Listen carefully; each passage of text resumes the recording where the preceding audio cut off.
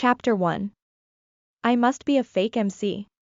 You are listening at FameTV.com. Chapter 1.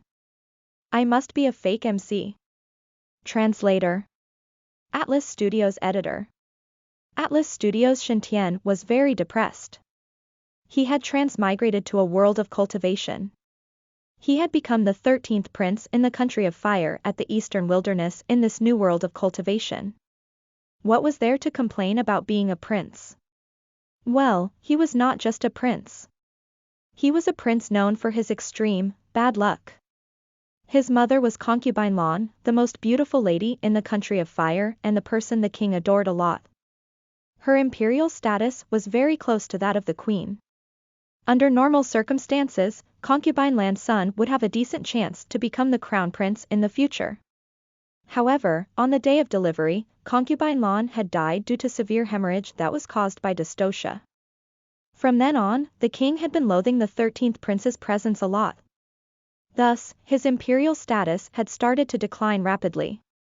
As the 13th prince grew older, his luck was becoming worse and worse. He had a gorgeous flaming bird as his spirit pet, but it had drowned in the imperial garden. He had an expensive purple epiphyllum, but a random kid with no manners had uprooted it.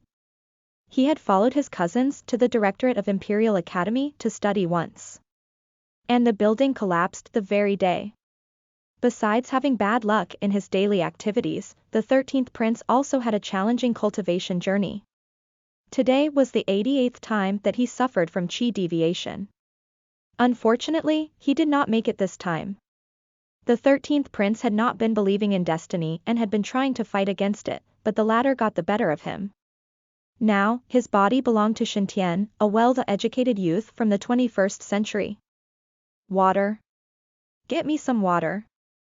Xianxia lay on the bed in anguish. The feeling was almost unbearable, and it affected his stomach. An old eunuch rushed over with a teapot and attended Xianxia. Your Highness, here's some water. Drink it slowly. He was Eunuch Gui, head of housekeeping of Lem's palace and the only eunuch that was in Lem's palace right now.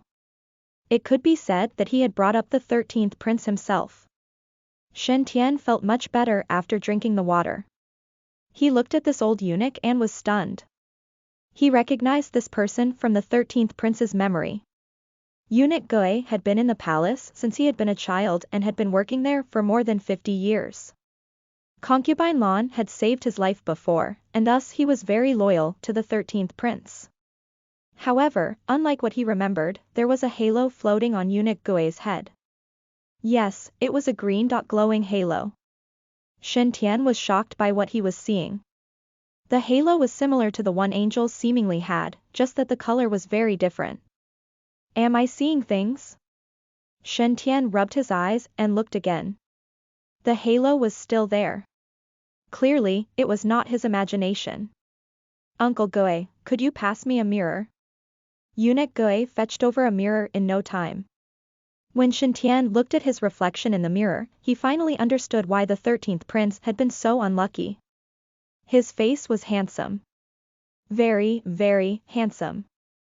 Concubine Lan had been the most beautiful lady in the country of fire, and he had inherited her best genes. At the age of 16, the 13th prince had looks no one could match. Even Xianxia felt attracted to himself. However, that was not the main issue. He had a halo on his head too, just like Eunuch Gui. The only difference was that his halo was pitch black, with inky mist surrounding it. It looked like it was filled with all the adversity and ominous things in the world, and it was really terrifying. Obviously, that could not be good. Could this be the physical manifestation of bad luck?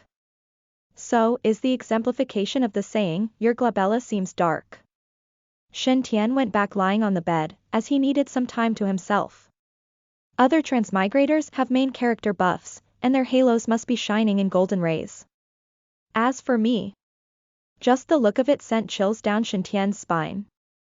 He felt that he could probably get struck by lightning even if he went out on a sunny day. I must be a fake MC. It would be a lie to say he was not worried about the dark halo on his head. Forget about cultivation, adventures, treasure hunts, and tribulations. He was very likely to choke on the food he was eating and pass away. Uncle Gui, I'm tired. You can go now. Shen Tian decided to rest for now. Currently, it was impossible to go outside. Before he fully recovered, the only safe thing to do was to lie on the bed. Your Highness, I will excuse myself and brew medicinal herbs for you. Eunuch Gui had no idea that the boy lying on the bed now was not the 13th prince he knew. He closed the door gently so that Shen Tian would not catch a cold and went to the kitchen. Shen Tian behaved himself for the entire month. He did not secretly cultivate or fool around. He did not even go out of his bed. Finally, under Eunuch Gui's care, Shen Tian started to recover slowly. It's been a month. 1 entire month. God knows how I managed to survive this. Shen Tian finally lost patience. He could only lie on his bed without a phone, computer, or even a novel to read. This boring life was driving him crazy.